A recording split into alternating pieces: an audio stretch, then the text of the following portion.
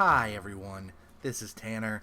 I wanted to record a disclaimer before the podcast, letting you know I messed up. I messed up very badly. When we recorded this podcast, I accidentally had my laptop's microphone selected on Audacity instead of the external Snowball microphone. As a result, my audio sounds very compressed, and it sounds a little hard to listen to at times. It is still intelligible enough, thankfully. You can still understand it. It's not the worst. My laptop microphone is decent enough. It gets the job done, but it is a far cry from what we would ideally want, and I just wanted to warn you in advance that the crispy clear voice you're hearing right now is not what you're going to be hearing. What you're going to be hearing is a lot more like this. It's going to sound a lot more like this. So I just wanted to give you a fair warning, guys. Thank you for listening, and enjoy the podcast.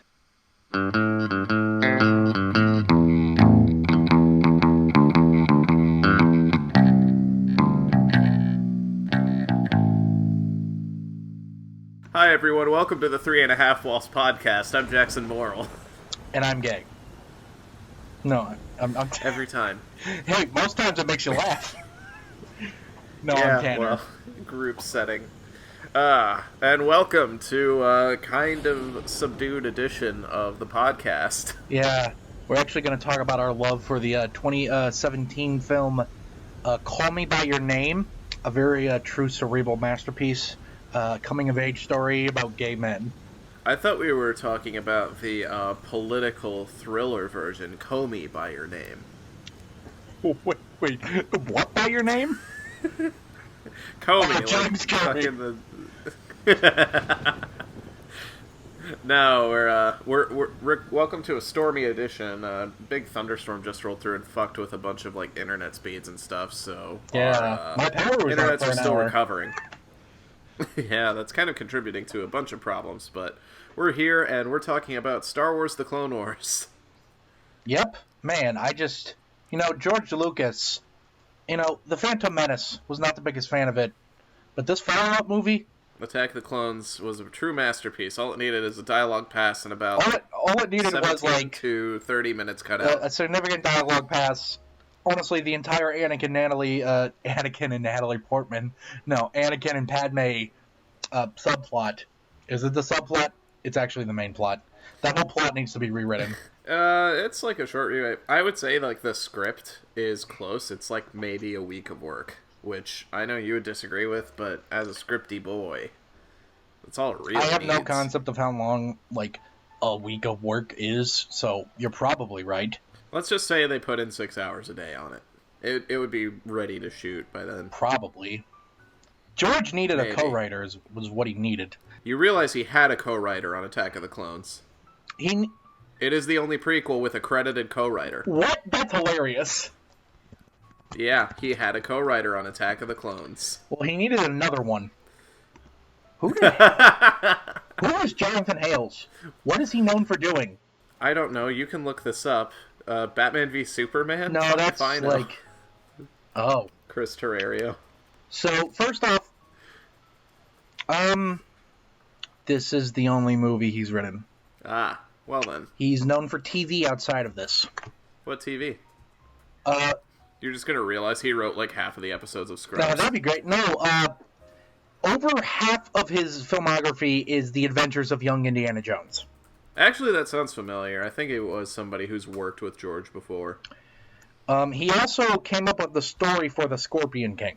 Ah, a true masterpiece. But he has not written a thing since Attack of the Clones. You know, it's just like Zack Snyder. Zack Snyder hasn't made a damn thing since BVS. And we can only hope that that trend continues. Jackson, have they not told you about the Snyder Cut yet? Ah, what a funny hashtag. It's a good thing that that's never going to happen. Jackson, it's real. It's actually going to be a 6-episode miniseries. That's a very good joke, Tanner. But why don't we get back on track and talk about Star Wars: The Clone Wars? Specifically, what is this, Season 7?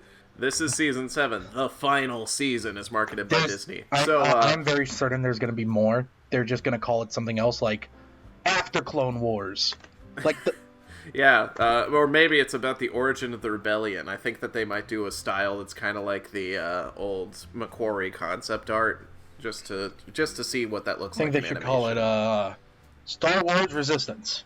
I think Partisans would be like a good one, like something Very that, political. you know, It's a very political yeah, show. But no, I still think that, because I'm sure we're aware of the fact that there was more they could have done. They had other arcs potentially planned. They just opted not to do them. Yeah, so the onus for Clone Wars Season 7. Basically, Disney kneecapped the shit out of the show when they bought Lucasfilm and said, we want to go back to the identity of the original trilogy and kind of do more tie-in media with that. So Clone Wars Season 5 was airing on Cartoon Network that year. And they said after that, the show is canceled. 20 episodes, which it was a very fitting ending. And I think it's a bit of happy coincidence and a bit of they saw it coming. Yeah, Season 5 ends with Ahsoka, the Ahsoka arc, right? Yeah, the 4-episode arc, and all of the titles are, like, named after, what films? The Beatles. Who sure. Ringo, Paul, I'm gonna be John, and chastised George. I'm gonna be chastised for not knowing the director of fucking The Wrong Man, or whatever. The Wrong Man? Because basically it's, I think they're all named after Hitchcock films, because it's like To Catch a Jedi, The Wrong Jedi. Yeah, the one like that's that. the Jedi who knew too much. That's clearly a play on the man who knew too much. Yeah, they're all named after that style of film. And honestly, it was like a really good ending arc for the show. I remember watching it when it aired, because that was when Clone Wars was moved to a 9:30 a.m. slot on Saturday mornings. Oh yeah, it became a Instead of, Saturday like, morning Friday cartoon, evenings. which is actually in modern cartoons a Death Knell time slot. Yeah, all that goes there is Transformers animated. Like, once upon a time, Saturday morning was when you got your cartoons, but when all cartoon channels became a thing, Saturday morning became a death knell, because no kid wakes up on Saturday morning. Yeah, we have definitely moved into a society that is better because we wake up later. Unfortunately, cartoons, objectively better. Clone Wars Season 6 was like 13 episodes that were finished. They were ready to air because of the timeline to produce cartoons. They only took a little bit of Netflix polishing. saved them, right? Netflix saved the Lost missions. They did not sponsor But any more seasons. They gave them a home. Yes. So for a while, Star Wars: The Clone Wars on its whole, including the Lost missions, was available on Netflix and physical. I wonder if they marketed it as a Netflix original at the time. They did at the time. In fact, Cool. The Netflix logo was in front of those 13 episodes. I remember because I watched them. However, when Season 6 came out, I was too emotionally damaged by the arc with Fives to ever finish it. That arc still might be, my second favorite arc now, but we'll get to that. Yeah, it fucking hurts, man. Because you kind of see Fives through the onus of the whole show.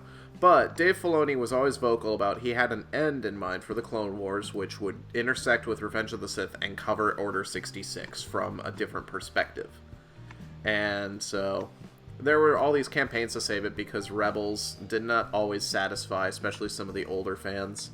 I know you and I have kind of divided opinions on Rebels. I haven't seen it. I've seen reviews of it that kind of point out some things I wouldn't like, but at the same time, that's not wholly representative of the whole show. It's, Rebels is good. I would not say it's nearly as good as the Clone Wars, but it is a Filoni show, and Filoni is good. It has good moments. It does have a lot of lowlights. I think my fundamental problem with it compared to the Clone Wars is that the Clone Wars, each arc, we revisit a new set of characters, while with Rebels, it's the same characters throughout, and that's fine. Most TV shows are like that, but, it's... What I really like about the Clone Wars is the variety it provides you, and there is a lot of variety in this new season. There is. Not all of it good, but we'll get to that. So, what was it, 2018? They basically kind of ended a panel at one of the Star Wars celebrations with a trailer saying that the Clone Wars was coming back, and even had a hashtag that was Clone Wars Saved, because all the hashtags for Bring Clone Wars Back were hashtag Save Clone Wars. So they were very tongue-in-cheek about it, but because Disney had announced Disney Plus, and they basically said, alright, we're going to use this fuck-off money we have to bring back Clone Wars to finish out the show. They were also very open that this would finish out the show. Very much so. And it does. It does. Yes. It's a very final ending. But in the lead up to that, after the initial cancellation, Star Wars released a bunch of the planned episodes for seasons 6 and 7 as either rough animatics with like very, very rough 3D models and unfinished just base animation, not even mocap, as well as scripts, storyboards, and in one case, one arc was adapted into a novel. Amazing novel, I might add. What novel are we referring to? The Ahsoka Dark novel. Disciple? Oh, no, that's not the one I'm thinking of. The one I'm thinking of covers like the ending of Asajj Ventress, and it sucks. I have not read that novel because people told me it sucks. I was specifically thinking of the Ahsoka novel, which... Oh, I have not read the Ahsoka novel. The Ahsoka novel adapts the Siege of Mandalore. Oh, shit. Really? I didn't actually know that one. Yeah, as a matter of fact, in the Ahsoka book, her lightsabers are actually green in the book, and Dave Filoni asked the author of the book, hey, what color do we make her lightsabers? And she misremembered and said blue. So now the new reprints of the book changed it from green to blue because they want to keep it in line with the show. I wasn't aware that there was a book about the Siege of Mandalore. I had thought that the Siege of Mandalore was like the one arc they held off from adapting in hopes of getting the show back. It's not the entire arc. I'm not sure if the entire arc is in the novel, as a matter of fact. I think, like, the first 2 episodes of the Siege of Mandalore are in the book. I'm not so sure about the last 2. And yeah, the last 2 are distinctly different. They fit into the label of Siege of Mandalore very loosely. It's like the fallout from it. It really is kind of its own 2-episode thing. So, the show came back. It's only 12 episodes, exclusive to Disney+, which kind of a disappointment because I always liked how many episodes were in a Clone Wars season. On average, it was 22, except for the Lost Missions in Season 5, which Season 5 was 20 and Lost Missions was 13. That's just what they had finished. And this one is 12.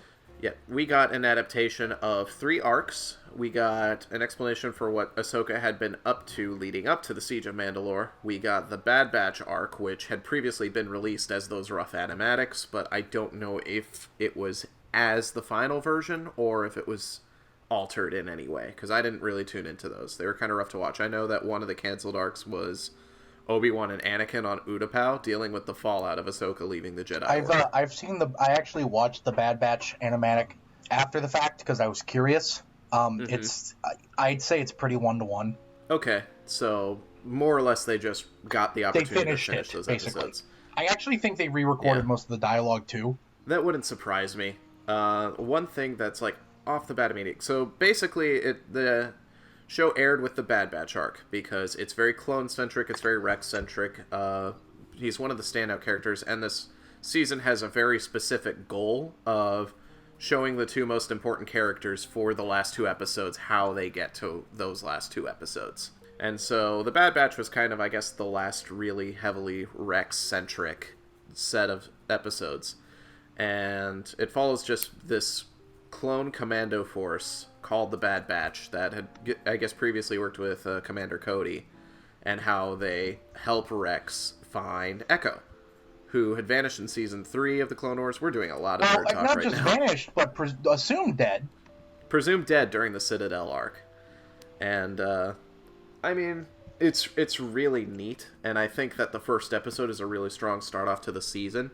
In fact, like, I was actually kind of thrown off by how much they were able to get away with, because almost immediately into the episode, after about 5 minutes, there's just this very quiet scene of Rex and Cody in the barracks. And it's not, like, forced or anything. There's no rush to get away from it. It's very quiet, which is not usual for not only just the Clone Wars, but animation in general. They're usually rushing to fix themselves into that 22-minute time slot. But I did notice that several of the episodes extended into the 24 to 25-minute zone. The last episode's like over 30 minutes long, isn't it? I don't think so, but I'd have to double-check the runtime on the fly. We can do that. I'm literally, like, looking up everything as we go along. I was thrown off by, like, that. Not thrown off in a bad way, thrown off in a really good way, because it was showing, like, this ability to fulfill creative vision that previously had been, like, just slightly cut down for network purposes. Clone Wars has been censored before, though. Scenes just cut short. There is a notable use of the word hell in multiple episodes of Season 1 that always managed to slip past on the air date, and then they would release censored versions later. I remember in Rookies, they have a line, "What the hell was that?" And when one clone steals a kill from another, he's like, "I got him first." Like, hell you did. Both of those aired on Cartoon Network on, like, the 8:30 time slot when the episode originally showed. I remember because I was watching at the time. I was only 12 when the Clone Wars first came out. I was one of the first episodes. 08, right? Yeah, you would have been 10. I was 10. I was a little boy. So I was a little boy watching the clones kill each other. I said, yes. A tiny boy. Yes. I said, kill him. Kill him now, Anakin. And then he said, but it's not the Jedi way. I shouldn't. It's not the Jedi way. Just Patrick Warburton voices Anakin. I really think I shouldn't. It's not the Jedi way. Do it. Oh my god, Star Wars, everything is the same except Patrick Warburton plays Anakin Skywalker. You know what? Immediately, episode 1 gets a lot better. Right. Dooku's saber. The saber for Count Dooku. The saber designed specifically to be held by Count Dooku. Or episode 1, it's like, you know, you remind me of an angel. You remind me of an angel. I have the worst Patrick Warburton impression. That's going to be part of the episode now. Good job, Austin. You put it in. So the Bad Batch is one of those impressions that you think is easy, but it's actually really hard. You are right. You are very right about that. So, Bad Batch arc is 4 episodes long, which kind of became the standard for Clone Wars arcs in... Was it the end of Season 3 or beginning of Season 4? I have the Disney Plus page pulled up, so what are you asking? When the arc started to become 4 episodes.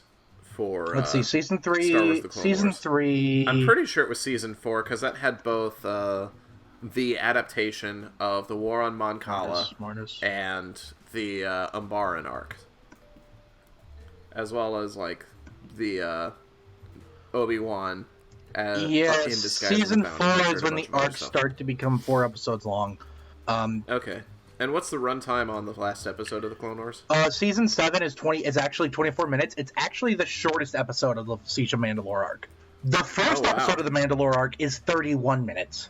Oh, no wonder it felt so long. It actually goes 31 minutes, 28 minutes, 27 minutes, 24 minutes. It actually gets shorter as it goes on for the Siege of Mandalore. God, it's so intense. Which is crazy because that last one felt like 5 hours, but also 5 seconds. We'll get to that. Yeah, we'll get there. We're trying to do this in order. So the Bad Batch arc is 4 episodes long, and it's pretty good. The Bad Batch are a really neat crew of characters. From like a lore perspective, I find them a little wonky. I think they would have been better as just a commando squad, if not outright an adaptation of Delta Squad from Republic Commando, just for like I'm not sure hardcore fans. If an outright adaptation would be cool because they would lose all the weird quirks, would they not? I mean, multiple characters don't have many weird quirks that aren't manifested in other clones already. Well, that's why they're the Bad Batch. Wrecker's the only one that's wholly unique. Crosshair is a direct adaptation of Sev, and Tech could easily just be mounted onto Fixer. Okay, those are all fair points. Hunter, which, by the way, Hunter's name is probably the stupidest of them all. Like, Wrecker and Crosshair, even Tech are kind of acceptable as names, but Hunter... He does no hunting the entire arc. In fact, his like special thing doesn't come up at all. Hunter's the leader of the group, It's kind of right? funny. Yeah, that's his only notable quality, is that he leads No, the his group. second notable quality is the killer hair. Oh, yeah, he does have a mullet. A rockin' mullet with a bandana. He looks like fucking Rambo. If Rambo had like half a skull on his face. It kind of is. The Bad Batch are just kind of a bunch of like action movie tropes rolled into 4 characters. Yeah, and that's why I love them. I do love them. I think that they're a good addition. I wish we got to see more of them. It does feel kind of silly, especially since Rebels doesn't really tackle them at all, that they kind of make a big deal of Echo going away with them, but we literally never see any of them again. Yeah, that's why I feel like they're gonna make a Bad Batch, though. Watch. Fucking watch. Oh my god, if they made a whole show dedicated to the Bad Batch, that would be killer. I want it. So therefore I changed my mind. It won't happen because it'd make too much sense. Yeah, it would. But and also, how much time is left in the Clone Wars at that point? Like a month? We don't know. It's very ambiguous because it's roughly the it's roughly like Padme's pregnancy is not showing. But she is there's a pregnant. hologram. She is pregnant, but she's not showing. So It could 9 be months. no, like at the like longest period of time, 9 months. I would say it's about 4 to 3 months. So how much? You could get a couple of seasons out of that, maybe. Star Wars pregnancies are weird. To be fair, that's a good point. We do not know how long the gestation period of a Star Wars human is. I mean, I think we can assume. We can assume, but we have no proof. It's Legends tier proof if it's stated to be 9 months, unless it's put in a book. It's not in canon. It's not canon yet. Breasts are Legends canon. Have you ever seen a titty in one of these movies? They're not solid canon until we see full frontal. We have no proof that the females have nipples at all, just that the males do. Sex is Legends canon. I mean, we've seen Kylo's nipples and Anakin's. Yeah. Oh god, Anakin nipples. I forget about those things regularly. We watched the prequels recently. You forget all the times where Anakin just like goes, "Oh, I'm rubbing my nipples" at the camera. He does that frequently. I don't know what Hayden Christensen was doing because apparently, according to IMDb, it was improvised. Yeah, but George loved it, and he does not usually like it when they go off script so much. Really? Because that was kind of the thing that made the original trilogy, is that all of the actors rewrote the dialogue. In the original trilogy. And then George was like, no more. I have the power now. I refuse to believe none of these actors at least tried to. I suspect that it's just like, because he cast a lot of young people in Ewan McGregor. But Liam Neeson? Yeah, but did you think Liam Neeson cared? He probably was on Quaaludes the majority of the film. Sam Jackson? You act like Sam Jackson gives a shit. He has a golf clause that he'll just cancel days of filming to go golfing. Jimmy Smits? Okay, you have a fair point. What is Jimmy Smits fucking known for outside of Star Wars? I don't know, but I just get the sense that he's a very well-respected actor. Yes, for his role as Bail Organa in Rogue One. Maybe he's known for, like, the stage. That wouldn't surprise me. Wasn't Ian McDiarmid mostly like a stage actor before? Ah, he was on The West Wing. Jimmy Smits was. I don't know what that is, but I'll assume that it's okay. It was won 26 Emmys. Okay, so it's like a small time show. Yeah, I mean, 3.5 Walls show is 128 Emmys. Yeah, I have like 6 of them just shoved in a locker somewhere in my high school. I use one of them as a dildo. Ah, well, you didn't have to admit that on air, but you did. And the other a butt plug, and it's in me right now. And now we're stuck here. How did we get here?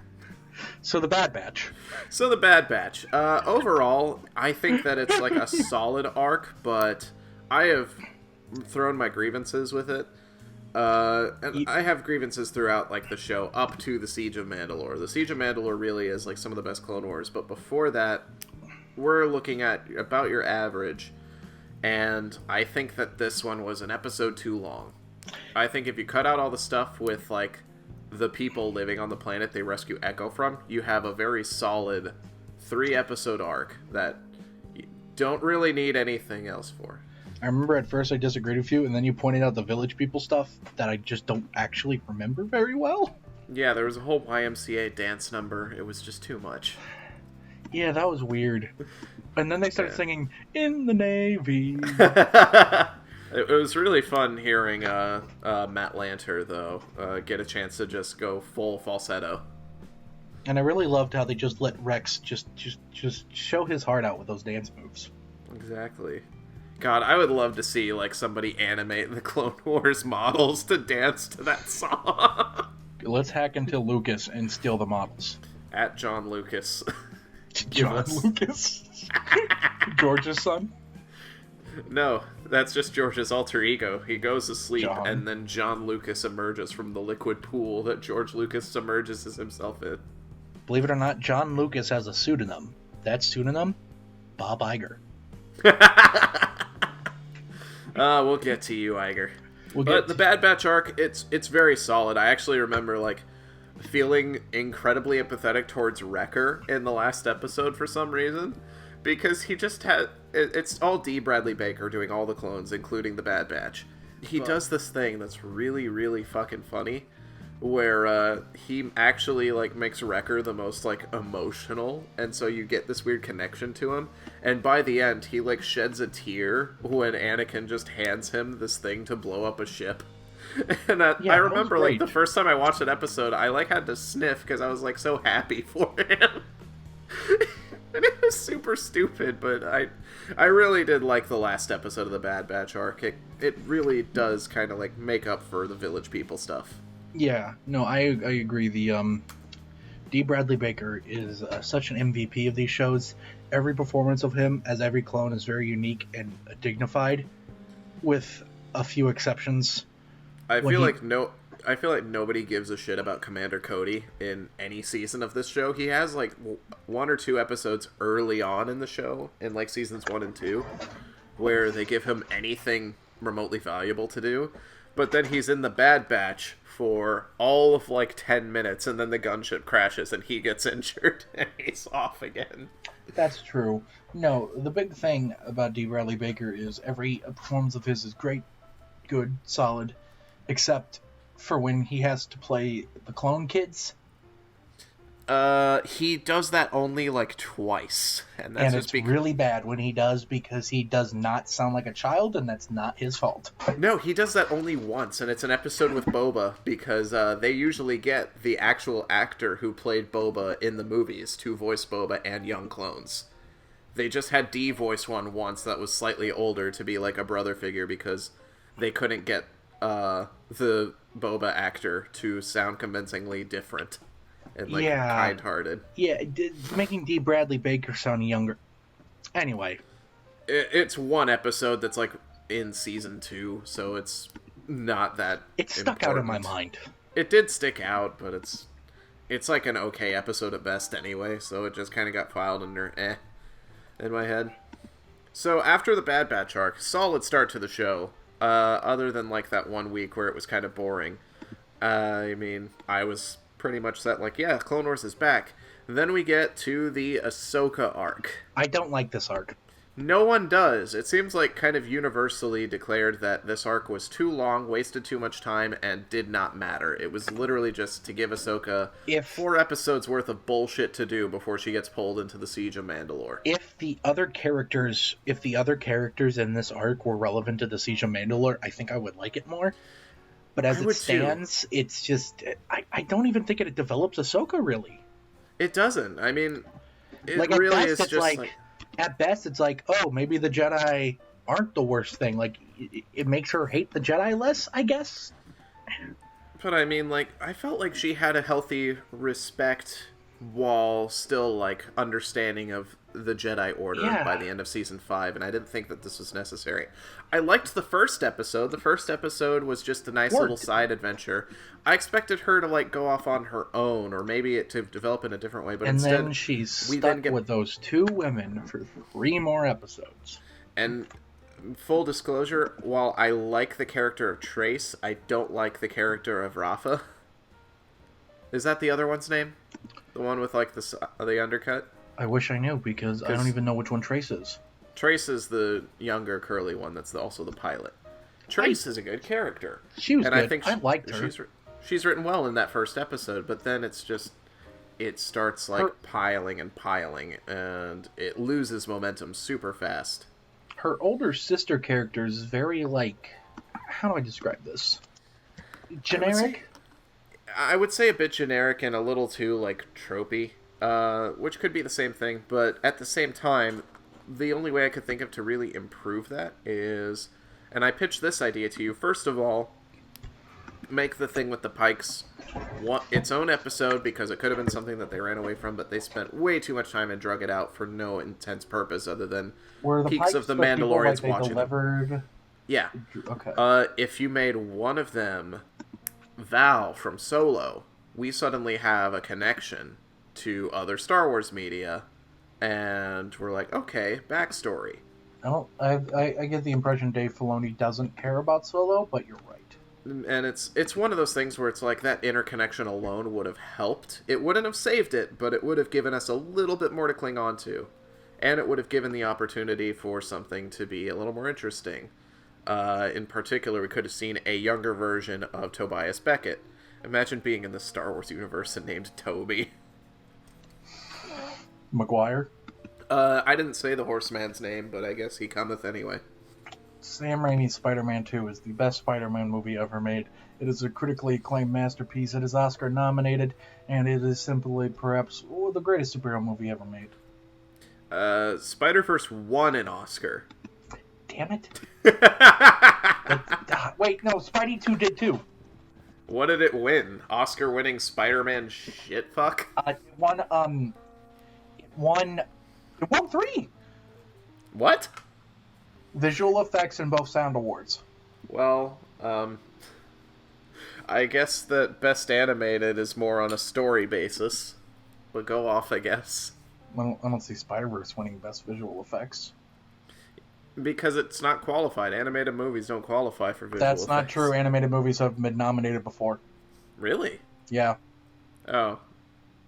Like Granted, what? they're usually stop-motion movies, so I guess that's how they make the distinction. Yeah.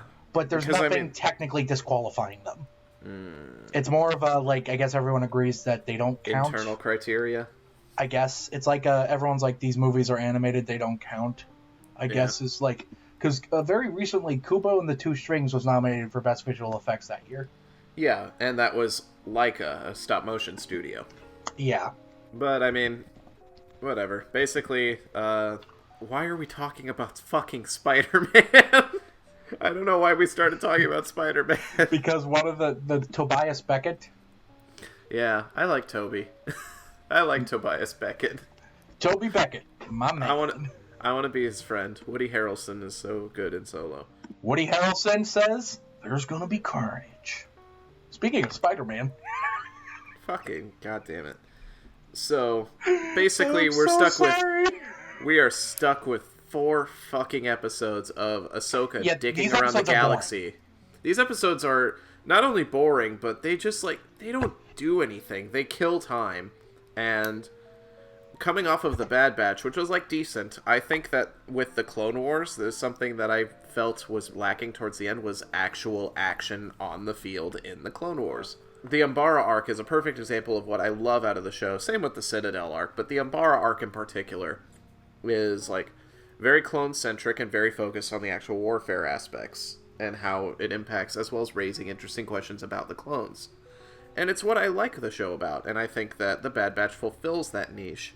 But I do feel like for a final season, we don't really get something that the show is fantastic at, which is just little side stories that, with very low-focus characters that you shouldn't care about, but they make you care about.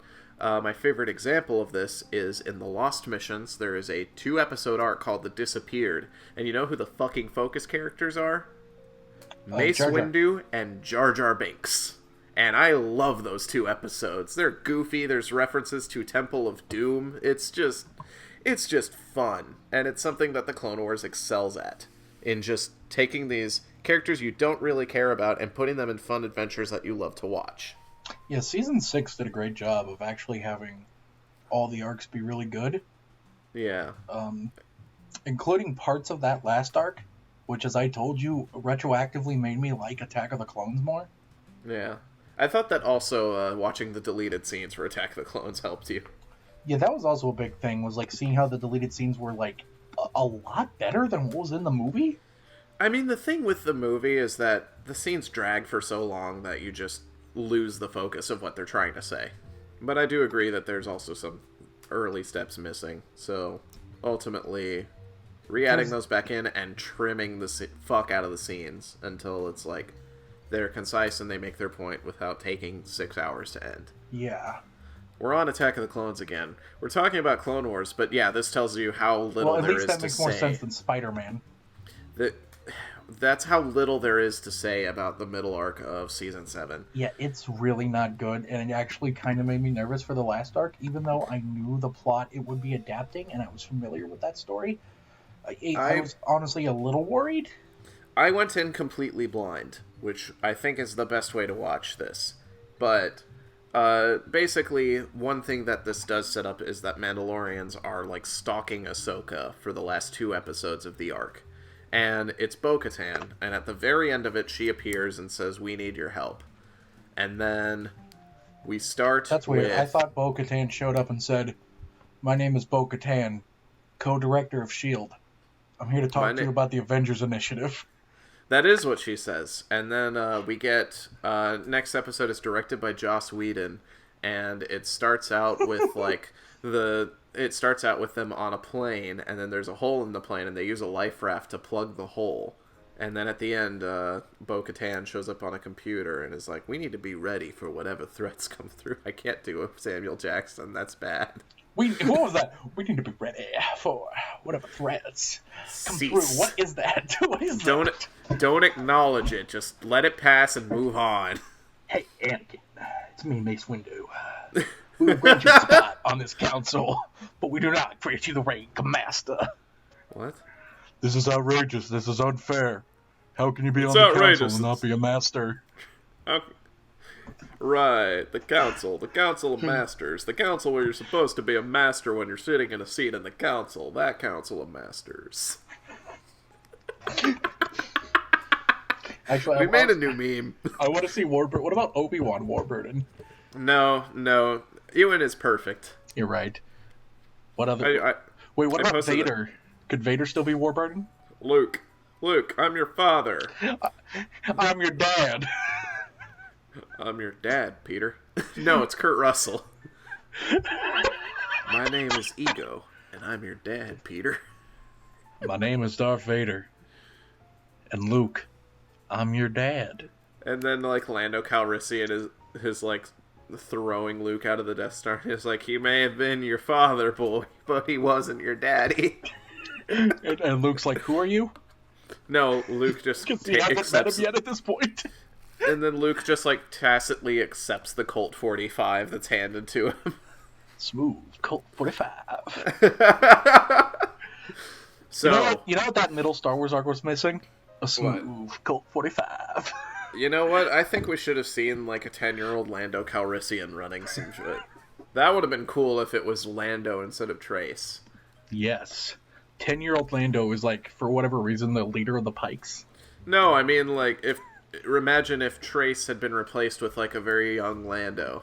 Oh, I see. That would actually be awesome. It might be. That would be kind of neat. But essentially it leads down to, "I'd like to join the Avengers Initiative," and then the Marvel Studios logo opens the next episode. No, it's actually like Lucasfilm Limited Presents, and it changes the entire tone. Yeah, it's kind of an oh shit moment. And then it opens on exactly what I fucking want out of the Clone Wars, which is a battle scene where the Jedi, the eponymous Jedi of the show, Anakin and Obi-Wan, get up to some shit while the clones are, like, involved, and it's like active battle scenarios. It felt very reminiscent of the first movie. Like, even though, like, the look and feel of that planet reminded me of the planet from the first movie. Christophsis? Yeah, Christoph. Recently rewatching that... Christophsis. Yes, Christoph Waltz. So, recently, Dawn and I rewatched that movie, just for shits and giggles, and, the opening's not as bad as the rest of the movie. Oh, the opening, I would say, is actually good. The rest of the movie's where it really falls apart. Yeah. I mean, it pulled the last episode out of the Christophsis arc early. And then the fucking baby hut. I'll never forget Jabba the Hutt being like, "Hoka binga dingaroo!" And, like, the weird, excited voice. "Me Pookie!" "Me Pookie!" You know what? I would respect that movie more if after that Jabba just sat there and just ate his child. Just vore. Just vored him in front of Anakin and Ahsoka. Really? In front of my salad? What happens to Jabba's kid? It never mentioned again. Dumb. His little Pookie muffin is literally just forgotten about. Zero the Hutt has more screen time than Rhoda. I choose to believe that Rhoda the Hutt was vored by his father off screen. Yeah, it's like he just tried to reach into the jar of, like, whatever fucking three-eyed frogs and accidentally grabbed Rhoda just down the hatch. Nobody has the heart to tell him. They all tell Jabba that Rhoda ran away. And Jabba's just like, me Pookie Muffin. Because there's a point where the fucking protocol droid talking to Anakin just translates and says, Jabba thanks you for returning his Pookie Muffin. Anyway, so we start off with a really good scene just featuring Anakin and Obi-Wan doing Anakin and Obi-Wan shit. Which is essentially faking a surrender and violating the Geneva Convention so that they can sneak attack the tactical droid and gain ground. To be fair, there is no Geneva Conventions in space. But they are on a planet. That's a good point. For the sake of the joke, let's just keep it and not interrupt again. And essentially we get contacted by the moment that's like in the trailer for Clone Wars Season 7, where Anakin and Obi-Wan walk into a room after being told, hey, you gotta take this call.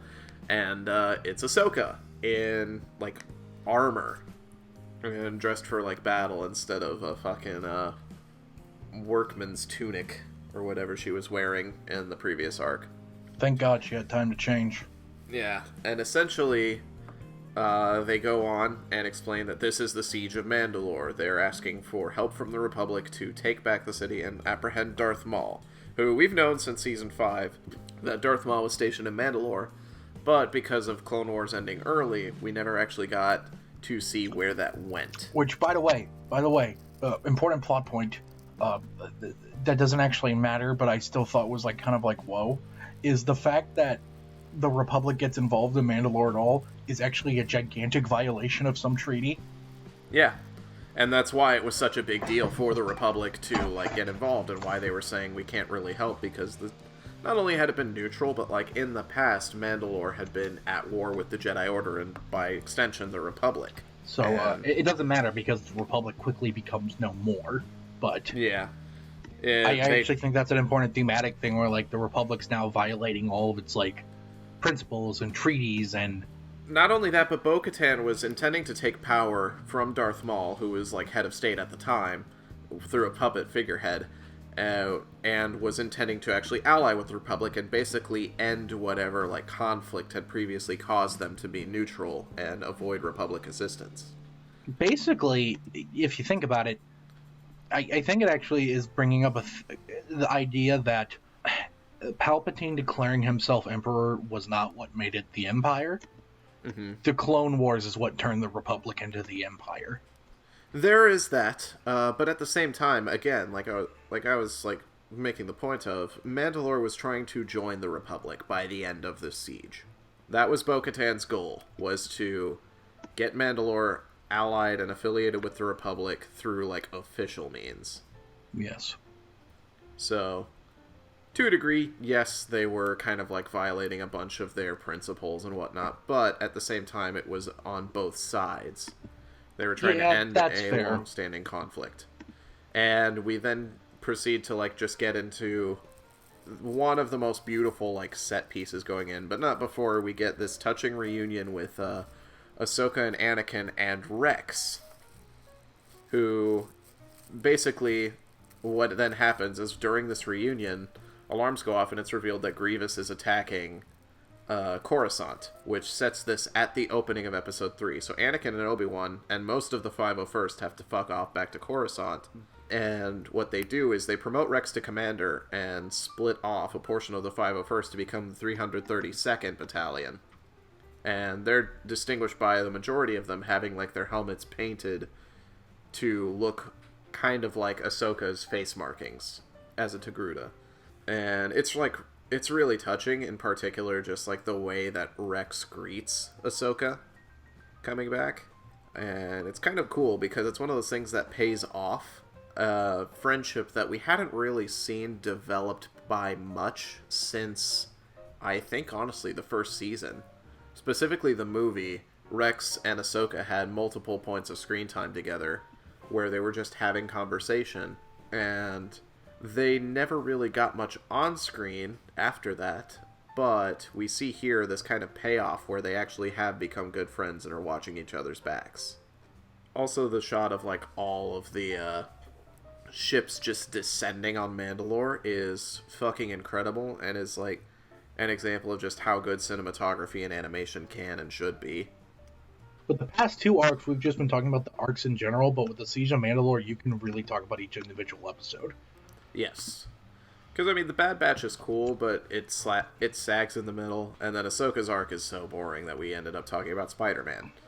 But we're now in, like, the reason why the season was made, which is to show us what the fuck happened to Darth Maul, show us what the fuck happened to Ahsoka, and show us what the fuck happened to Rex. Because those are kind of like 3 major characters that have come about from this show. And have appeared after the fact, so we know something. Like with Rex, we see Rex and 2 other clones in Rebels, and we reveal that they defied Order 66. Yes. We see Ahsoka in Rebels, so there's a big question of something happened here. Were they related, like what's going on, and this doesn't even tell the whole story of that. There's still 2 clones unaccounted for, but... Exactly. I wonder what other expanded media we'll see them in, if anything. It might just be left up to interpretation, because I think Disney really is just trying to push into the era of The Mandalorian, because they've realized that after Rise of Skywalker, the sequels and anything afterwards is kind of like too... It's too peaceful to really upset any balance, but there's like that 30-year time gap between 6 and 7. That's kind of where I think Disney is pushing outside of the High Republic, which I don't really care about because there's nothing to ground it in Star Wars as far as like familiar characters. So whatever, we'll see how that turns out. But knowing all the stuff that's happening in Rebels, we still get like a fantastic just showcase of animation and how far the show has come. You can compare episodes side by side from Season 1 and Season 7 and see just steps and leaps and bounds in not only like the animation technology as far as like rendering explosions and textures and fidelity of the models, but also just in the way that they use the lighting and camera. Yeah, the animation is gorgeous.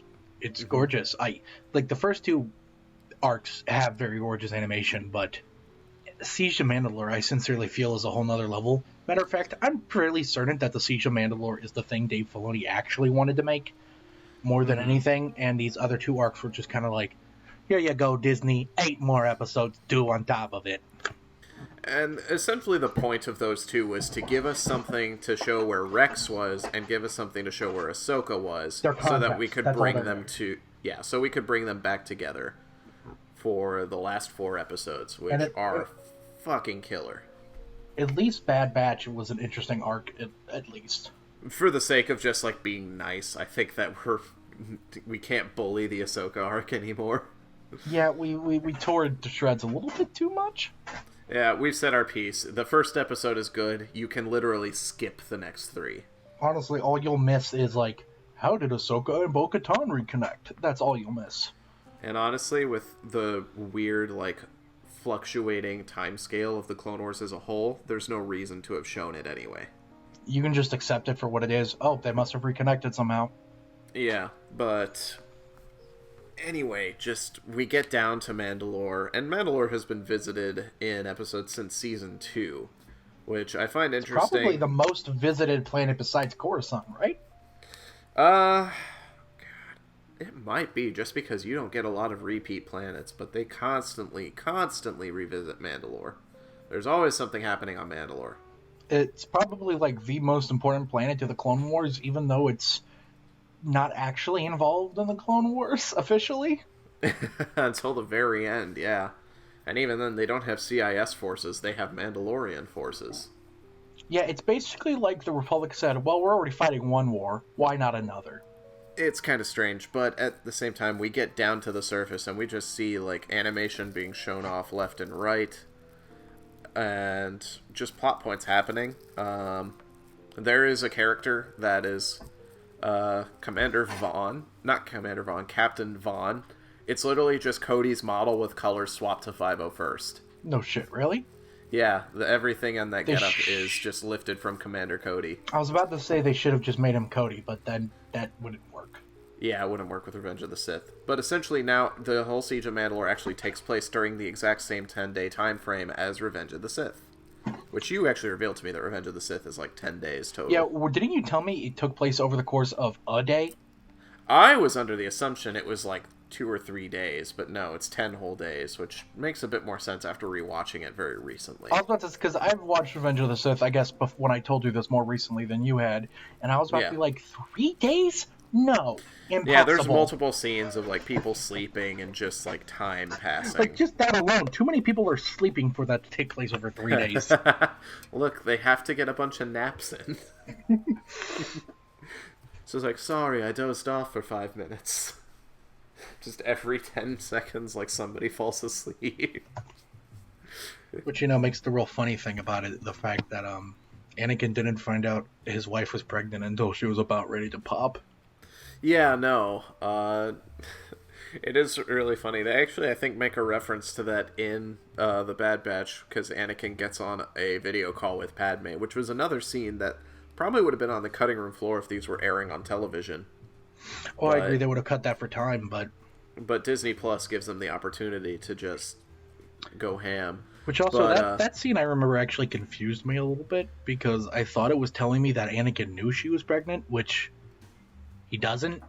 He doesn't, and she doesn't like say anything, and she doesn't look as visibly pregnant, even though she's wearing the exact same outfit she wears at the end of Revenge of the Sith. But she do got a bump, don't she? A little bit, but it's Anakin's just like, oh, I guess she gained weight. He's not noticing. He's too busy looking at her titties. They're huge. No. Have they gotten bigger, Padme? Have you met Natalie Portman? No. Okay. I wish. I have to send you a copy pasta later. Remind me. Moving on. It's a good one. Yeah, essentially we figure out what the fuck Darth Maul is up to in Revenge of the Sith. And it's really cool. I guess we'll spoil it, because if you're listening to this, you either aren't that interested and the spoilers won't matter to you, or you are interested and have watched it already. Like, there's no way, like, especially, it's been 20 days since the last episode aired. It's only been 20 days. It feels like a month. I mean, the difference between a month and 20 days is only one Revenge of the Sith. That was pretty good. Yeah, that was better than I thought it would be. And I hated every second of it. But yeah, so essentially the first episode ends with Ahsoka being face-to-face with Darth Maul in, like, the sewers. Because she goes down with the squad and the entire thing gets slaughtered, and then he's like, what the fuck are you doing here? And he's acting really off. He's like, and essentially what we learn is that Darth Maul foresaw Emperor Palpatine's betrayal of the Republic and the Jedi. And his goal, because Palpatine had basically like left him for dead on Mandalore at the end of Season 5, was to fuck over Palpatine by dragging Anakin and Obi-Wan into the siege for Mandalore and killing Anakin. Pretty much like, Maul wasn't like, I have to save the Republic. He was like, man, fuck that guy. Yeah, no, it's really funny. Maul's motivation is literally just to fuck over Palpatine and trying to gain power, which is very Sith. And I think it's very neat to get some actual characterization for Maul that's outside of the movies, and I think it's something that the Clone Wars did a good job of, like, revisiting him as a concept and making him a little more worth watching. And a little more of a character. Rebels gives him a ton of depth, just so you know. Isn't he like the bad guy for a whole season? Kind of. Because I know Vader was in the show, and there's a point where Vader just fucks off, and then Maul kind of takes over. Vader is in like 2, maybe 3 episodes. Really? Yeah. He's but the one of the episodes he's in is a big one. Yeah.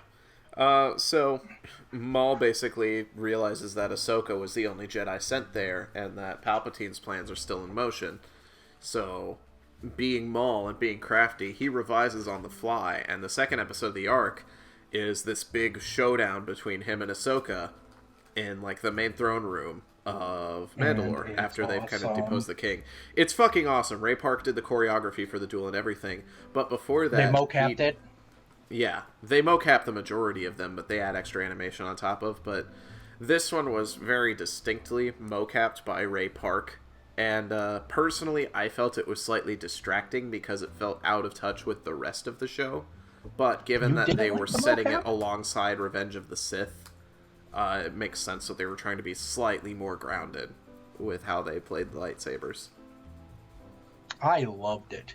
I will admit that it had a different weight to it than the rest It's of the because animation. Ray Park is very hoppy, and because they were using just the mocap, they weren't accentuating it with other flips and acrobatics like they usually do.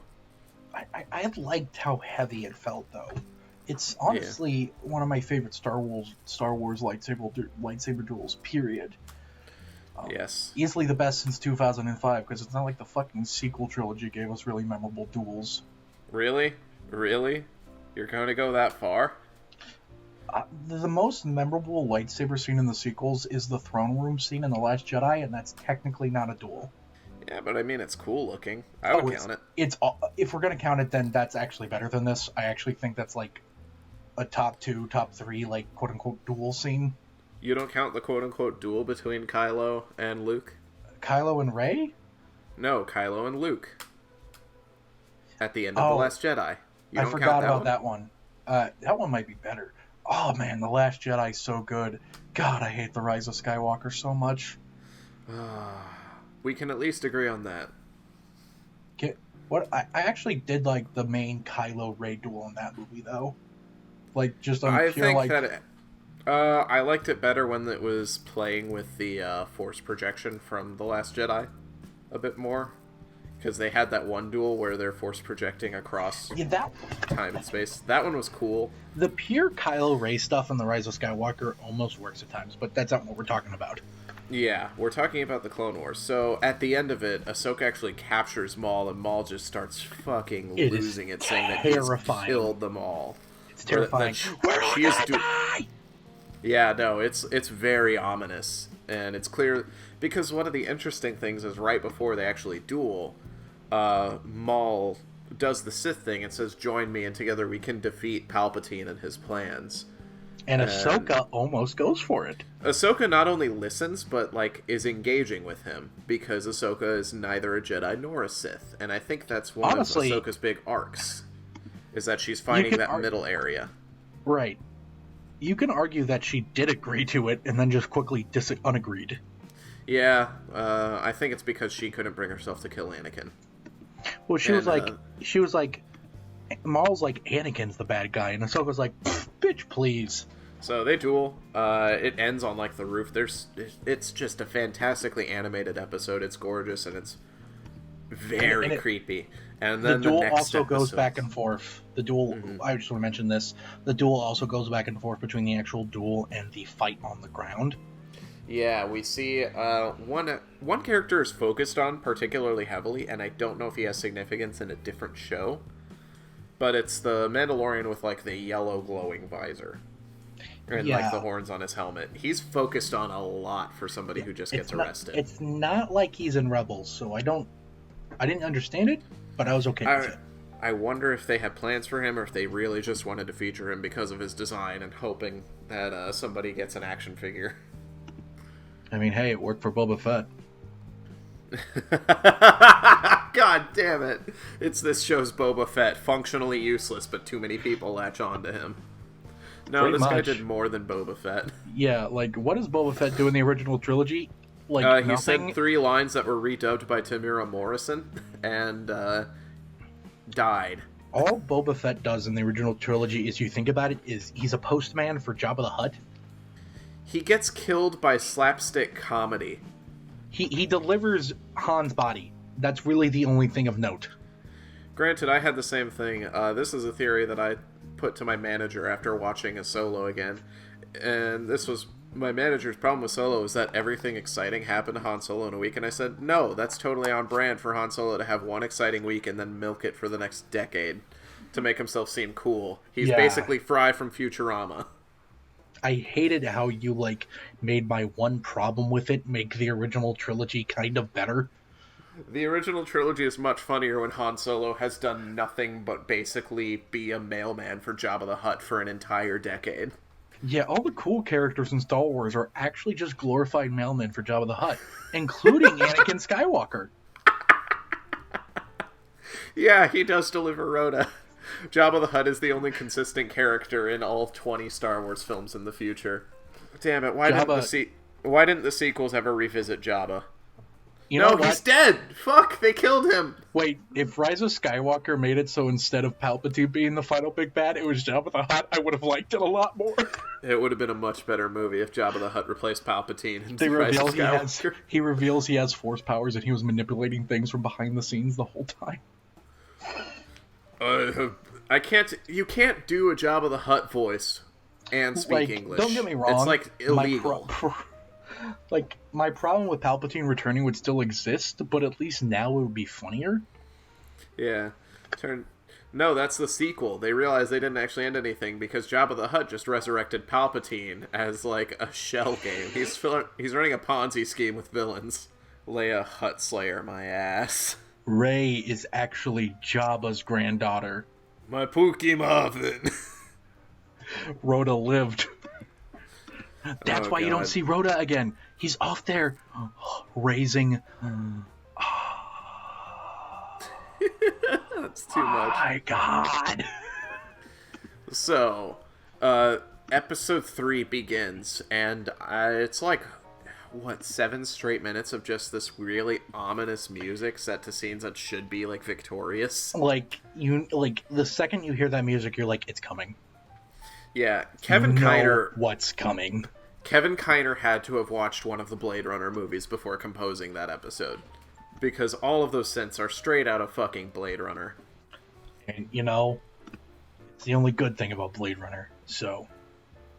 You've admitted to being wrong about that, Tanner. I've changed my mind. 2049 sucks again. Fuck you. So we're just stuck with this really, really ominous tone because we know we're past the point in Revenge of the Sith where Palpatine has started manipulating, and we actually see a scene before they get on the ship that's a conversation that the Jedi actually have in Revenge of the Sith. I sent the plot to destroy the Jedi, except in your impression it's Addison's plot to destroy the Jedi. Shut the fuck up. That is not what I sounded like. I sent the plot to destroy the Jedi. Yeehaw! Hey, Tanner, have you ever been waterboarded? Unfortunately, due to the delay of starch contrast, no, I have not. I can't wait to shoot that. I still want to be actually waterboarded. I know. I want to pour the water on your face. But Kurt Abishon has to do it. Shout out to my homie Kurt. Not on all the shots. I can do it. Not on my close-ups. Yeah. You have to take the bucket from Kurt. You're like, hold on, Kurt. A professional has to handle this. Only I'm holding the towel down and screaming, "Die, motherfucker, die!" so the tape can't be used. You secretly remove the tape. It's for realism, Tanner. If you have tape on your mouth, they won't know, and they'll know in the close-ups, and you just believe me. They'll know it's all fake. They need to believe you're dying. Yes. So, we jump to hyperspace after, a conversation, and Ahsoka, actually talks to Yoda in this scene. Yoda is, departs from the conversation, but leaves Ahsoka in the call, because I guess FaceTime's really weird in the future. And, basically wants to talk to Anakin, but because it's Revenge of the Sith, she physically can't, and just says to send a message along. And it's really heartbreaking for those, on the inside who know what happens. Because it's just, really sad that Ahsoka's more or less forgotten for, this really important moment, but at the same time, it's very fitting with, how much everything is happening. I guarantee you that if Ahsoka... Because Ahsoka tries to talk to Anakin in the previous episode, too. If I remember correctly, she talks to Obi-Wan. She does talk to him in the first episode. But in the she second does talk episode, to Obi-Wan. She does talk to Obi-Wan, and I think Obi-Wan gives her the idea to try to talk to Anakin, but she never Obi-Wan gets the tells her opportunity. Obi-Wan tells her Anakin's on a secret mission to spy on the Chancellor. Yeah. Oh yeah, and that she can't tell anybody. If Ahsoka got to talk to Anakin at any point, I don't think he would have turned. I don't think so either, and I think that's what makes it more sad and devastating is knowing that now. More than Padme, Ahsoka really grounded him. Yeah. I think that's something that just because they had so much time to write those two, that even though their relationship was at most 2 years, they really did grow on each other and come to rely on each other. I mean, it's not like Anakin and Padme's relationship is like 3. Yeah. It's not. But they never stopped thinking about each other for 10 years, Tanner. I guess. I don't know, though. If you were like 18 and you're like, man, that chick I met when I was 10 was so hot. I think about her every day. Anakin's actually really creepy. Yeah, no, that episode 2 reinforces that if you watch all of those scenes just as they are. He is a creep that gets rewarded for being creepy. And it's not fun to watch. I changed my mind. Attack of the Clones is terrible again. Yes, but think of all the Obi-Wan scenes, and suddenly it's a really good Those scenes film. work. Those scenes work so good. It's just Obi-Wan on a fucking detective adventure. I like Detective Obi-Wan. That's also why I like that last arc of the first part of that Yoda arc in season 6. It's Detective Obi-Wan. It's Detective Yodi-Wan. With a little Annie. Annie. That's also a very heartbreaking thing about season 6 of the Clone Wars. It's just, this is a consistent theme in the last two seasons of the Clone Wars, is just how fucking close everyone was to figuring it out. Yeah, Palpatine just got very lucky that he was able to keep everyone in the dark. Literally, another 2 weeks, his plan would have failed. Fucking Sheev. Seriously, not even 2 weeks, a week. I'm sorry, I just remembered that Palpatine's first name is Sheev. His first name's Frank, thank you. Shut up. So, essentially, Frank we get to the point Palpatine. that we have been waiting for, and I think Dave Filoni's been waiting for since 2008, which is we get to see what Rex does when Order 66 is called, and Ahsoka is nearby, and they fucking have Darth Maul in a Mandalorian, Beskar prison. Something that, they reference the Mandalorian Wars, which is really cool. I mean, the Mandalorians and Jedi fight all the time, but the most prominent Mandalorian Wars is a KOTOR era. Yeah, 1,000 years before Phantom Menace. Yeah, that's probably the most significant Mandalorian War, and that's the one that my favorite video game ever is adjacent to. So. Yeah, Canderous Ordo, though, is the previous Mandalore. Canderous Ordo. Is he canon? KOTOR is soft canon just because it's so far ahead and no media has truly touched it.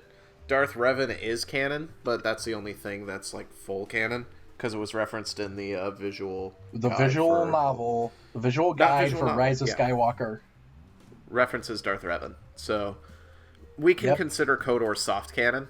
They're allowed to contradict it at any point, but that's no different than it was before Disney took over. Not to mention that Revan was almost in the Clone Wars. Yeah, Darth Bane is voiced by Mark Hamill, for some reason. It's cool. I'm okay with it. I know Mark Hamill is a prolific voice actor, including Firelord Ozai, which I thought was fucking wild when I finally figured that out in Avatar. Did I tell you that? I feel like I told someone that recently. You didn't tell me. I looked it up in the cast list and just realized it when I was rewatching with Ezra. But, what the hell was I saying? It just strikes me as a strange decision to cast him as Darth Bane, just because he has such a storied history as Luke Skywalker. I mean, I've basically made my point. Okay. It just it struck me as a strange decision. It was neat, but it's a strange decision for somebody who's so prolifically from Star Wars to voice a different character in Star Wars. It's not the only time he's done it. Are you referring to the one side character in The Last Jedi? Well, he does it in Rise of Skywalker too. Yeah, that doesn't count. Mark Hamill. Yes, Mark Hamill. We're towards the end. The last 2 episodes are kind of a seamless experience and are just fantastic. But I mean, we get they came all out of this 3 days apart instead of the week, so. Yeah, I was the one who told you it was going to come out in 3 days instead of a full week, and you were like, oh. I flipped because I was just the end of episode 11 is just it's just heart pounding. Rex is just yeah, buddy, we're all trying to kill you here, and I have no fucking idea what to do. Yep, that's what D. Bradley Baker sounds like. That's what he does. That's what he be do. I gave Rex a very strange voice. Yeah, you okay? Hi, Governor, it's me, Commander Rex. Hey, what are you doing? All right. Well, I'm Irish, eh? essentially, Rex tries to fight the programming because literally they have a conversation of how good friends they are. Rex goes into the other room, hears Execute Order 66, and then while pulling guns on Ahsoka, is like visibly fighting some reaction, and then just says "find fives," which I initially thought was him talking about, was him remembering like programming associated with the inhibitor chips, which are still a thing that I don't like that much in the lore, but to make the situation as dramatic is what they just had to go with. And essentially they open fire on Ahsoka, who is now being hunted by a battalion of clones. And Ahsoka proves that she is probably one of the best Jedi, even as a non-Jedi, by not only fending them off, but actively evading their forces the entire time. To be fair, I think confrontation on the bridge. This is partially because Rex is able to resist the programming better than most of the Jedi, I think because of fives. Yes, I think that's a part of it at first, but also at the same time, Ahsoka is literally surrounded, a situation that killed other Jedi, and she manages to escape in an incredibly clever way that's also super fucking well animated. One thing that I really loved about that scene of her just being surrounded on the holotable is the smoke that just builds and builds and builds, because it's like a straight minute of blaster fire and deflection, where she kills some clones initially, but more just keep coming in, and she just starts very cleverly deflecting them into the ceiling, and it just causes smoke and buildup. And it's something that you could not have animated in the first season of the Clone Wars, and it just shows how far they have been able to come with their rendering technology. Absolutely. And smoke is fucking gorgeous, and it's such a small detail of that part of the episode, even though it plays a big role in that plot, but it just looks beautiful. And then she escapes, and the other clones even question Rex, "Are you all right?" And he says yes, and he basically falls completely into the programming by that point. And then Ahsoka, which is tragic, but Ahsoka ends up escaping, finding some droids, and digging around classified files to find information on fives, because apparently Rex was actually sending her a message about the inhibitor chips, which is not something I caught initially. But I thought it was cool and very fitting for fives to be a major key after being in one of the first episodes of the show, being a major key towards getting Rex out of it alive. And it's just very much kind of a key player. It's a beautiful tribute. Mm-hmm. Because I do think Domino Squad was like one of the best arcs to consistently follow throughout the show. Absolutely, I couldn't agree more. And so, eventually, Ahsoka, while being hunted by the clones, frees Darth Maul, and Darth Maul goes fucking ham, but also kidnaps Rex and removes his "Give me a lightsaber lightsaber so I have a fighting chance." And Ahsoka's like, "Nah, bitch." And then he has a scene where he straight up beheads a couple of clone troopers. He's just pulling paneling off of the walls to throw at them, and he cuts off a clone's arm. It's really, really well animated. It's very brutal, but it's exactly the kind of thing that I think Star Wars is good at skirting the line for. But it is intended to be very dark and brutal. These last 4 episodes are very difficult to watch, and I wonder if a kid watching them would actually be kind of traumatized. That Maul scene was like that Darth Vader scene in Rogue One, but like kind of cranked up to 11. Yeah, because Vader just like held a guy to the ceiling and slashed him.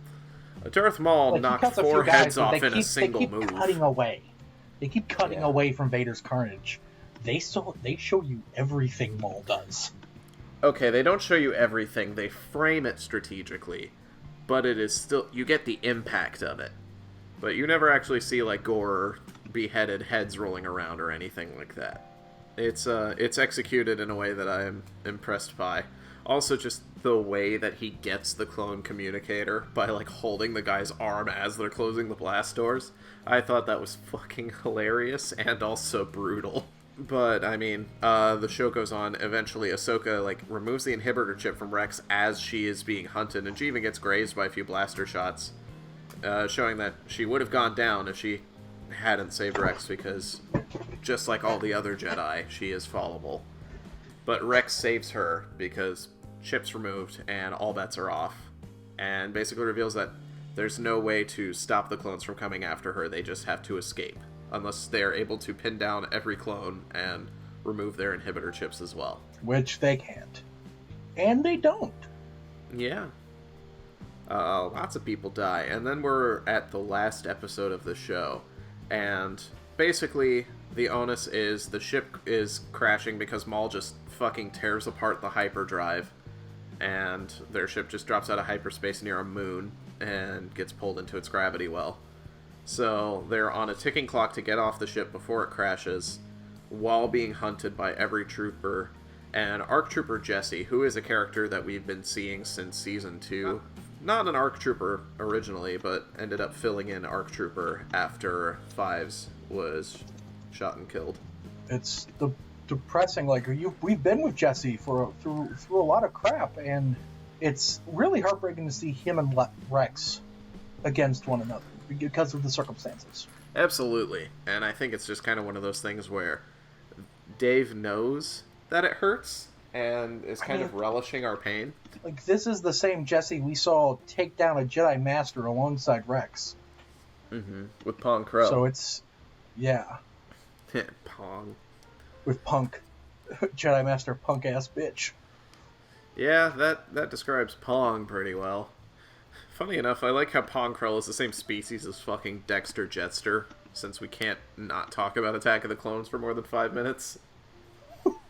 Oh my god, you're right. Yeah, I'm always right. Oh my god. We get to the end of the Clone Wars. They have a shuttle lined up, but Darth Maul just fucking yoinks it. And I think Rex literally sets his blasters to stun at Ahsoka's request. They have a square down in the hangar with the rest of the 332nd and Jesse versus just Ahsoka and Rex. And it's just a gorgeous scene of animation as the ship starts breaking apart and catching fire.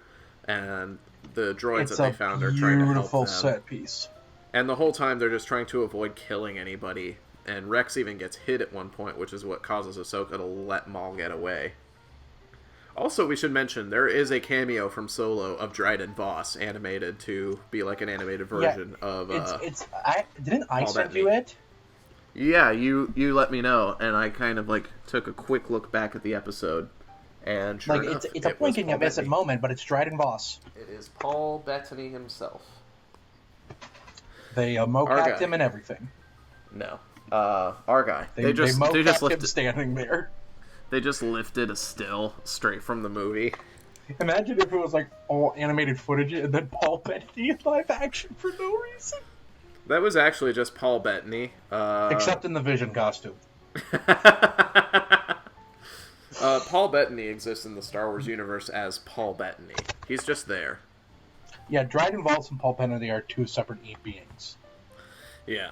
So, after that, God, we are just treated to a visual feast for like 10 straight minutes. And it kind of hurts to watch because there's so many clones that are just like dying and end up dying. But a fucking Y-Wing. I don't understand the significance of Y-Wings. Maybe just somebody in the Clone Wars team just really likes them. But they keep recurring throughout the Clone Wars after their introduction in that one episode. Very early on. So we have a Y-Wing that saves Ahsoka and Rex from this crashing Venator destroyer. And basically Rex pilots it, but Ahsoka falls out of the ship and then has to run along the debris that is in free fall. Trying to get back into the ship. We should mention that the last 7 minutes of this episode is completely without dialogue. Yeah, there is a point where Rex gets on the ship and then there is no more talking. There's no more dialogue for the rest of the episode from that point onward. Technically, the rest of the series. Yeah, the last line uttered is let me Google Go, this. I'm right behind you, or something like that. There's occasional screams. But that's not dialogue. Yeah. Yeah, not true dialogue anyway. A film professor would knock it on a dialogueless film, but, what do they know? Alright, so I looked up last thing in Clone Wars, discovered that there's an entire Wikipedia page dedicated to the last word spoken in Star Wars media. What's at the end of season 7? Of Rebels? Blast them. ARC Trooper Jesse says it. That's the last spoken line of dialogue? Is blast them. Which, Wow. for the Clone Wars, fitting. Not my first go-to.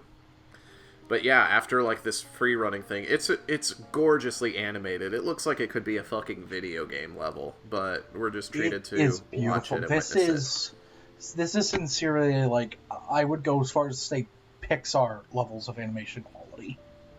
it. Yeah. Granted, I hold Clone Wars to like a really high standard of animation and consider it some of my favorite to watch because it blends that line of stylized versus like grounded so well. Here's what I think. Other types of animation in Star Wars media have generally missed that mark. Because I don't know about you, but I think Siege of Mandalore, like the entirety of Season 7 looks amazing. But Siege of Mandalore especially looks better, I think. They went all out for the cinematography, and that's like the most notable.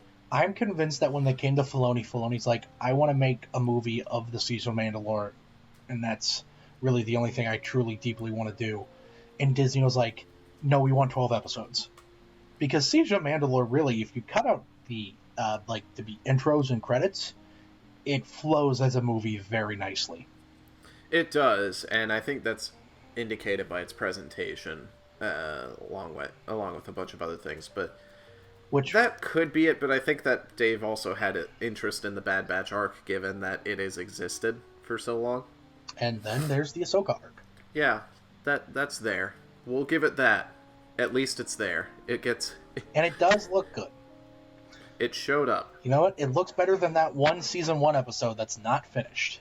The one that was directed by the guy who directed most of Megas XLR. That's beautiful. Fucking downfall of a droid. So, after Blastum... What was I about to say? This reminded me of something. I'm trying to remember it. Oh. What, Megas XLR? Siege of Mandalore. Playing like a movie. Mm-hmm. So, I watched this, and you might be interested in this too. I watched this actually a few days ago, and I was waiting until the podcast to bring this up. Mm-hmm. I've seen a fan edit that intercuts Revenge of the Sith with the Siege of Mandalore. I'm already out when you said fan edit. Well, it's not... What do you expect? George Lucas himself to edit it together?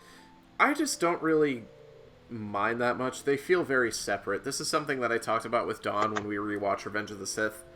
I can't at all properly, put together the Anakin that's in the Clone Wars in my mind with the Anakin in Revenge of the Sith. I don't think that translates well enough. I think it does when they were presented simultaneously. It we actually get this works very really naive well. portrayal of Anakin in Revenge of the Sith, where he's still acting young and pretentious, versus a very much more adult and wizened Anakin that's still brash, but he doesn't have that air of naivety where he tries to help out the clones and Obi-Wan's like, no, they're doing their job so we can do ours. That's not something that Clone Wars Anakin would need to be told. And there's little moments like that throughout Revenge of the Sith that just make them incongruous in my mind.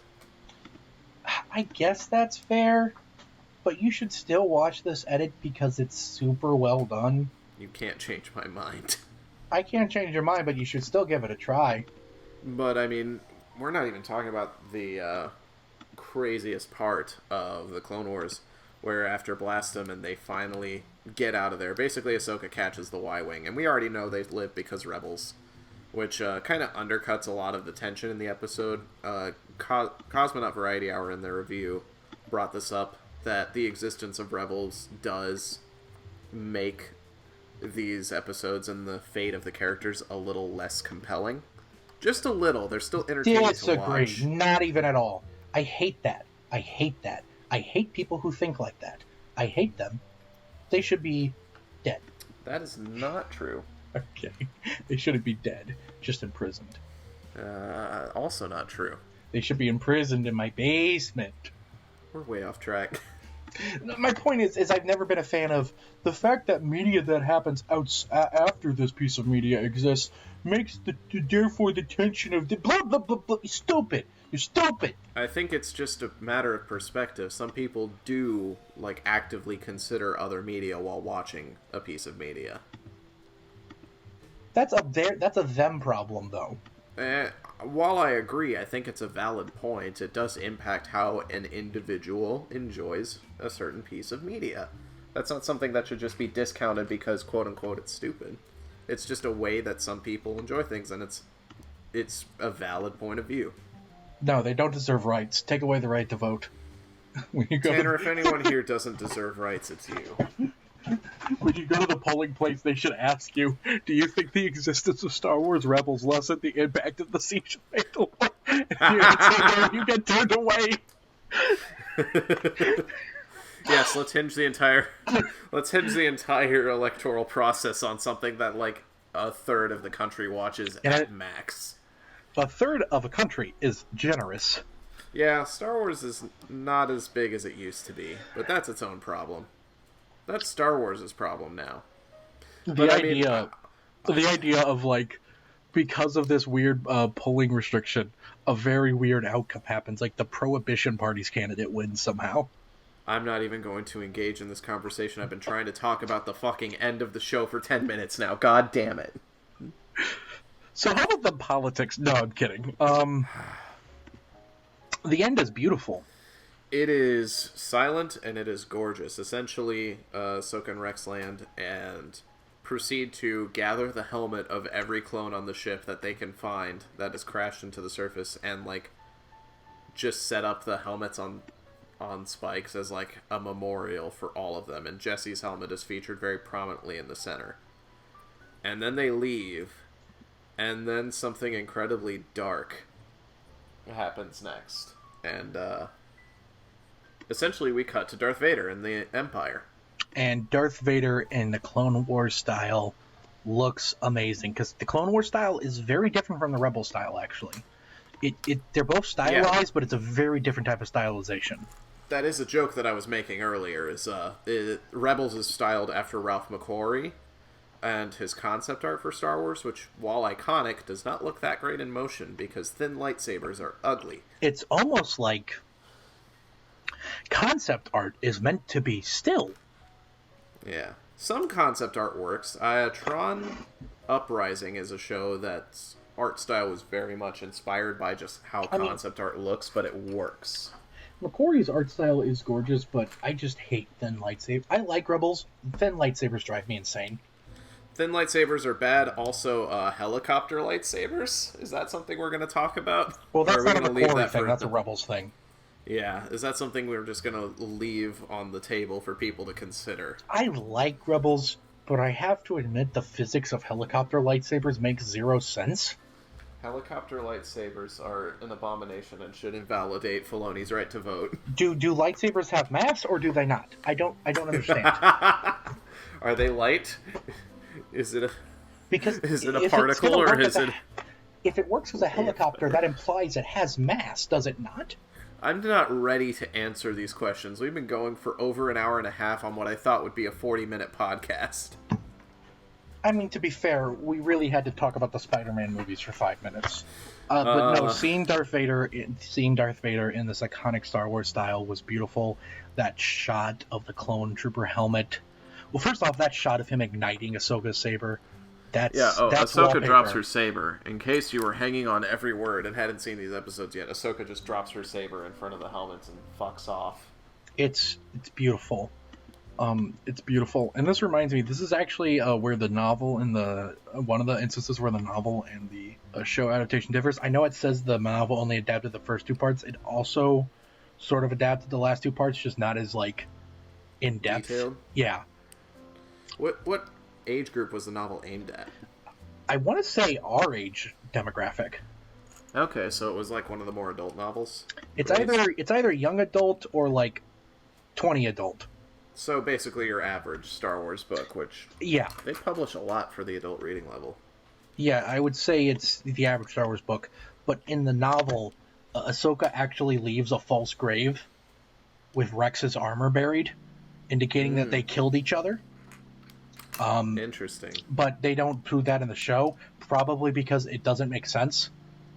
Yeah, because Rex has his armor Because in Rebels. Because then, why would she leave a false grave with that inscription? All it's going to do is make people ask, wait, how do these people know who Ahsoka and Rex is, and why did they leave a mass grave? It's... Her not doing that instead is a lot better. Or just leaving the lightsaber makes it make more sense.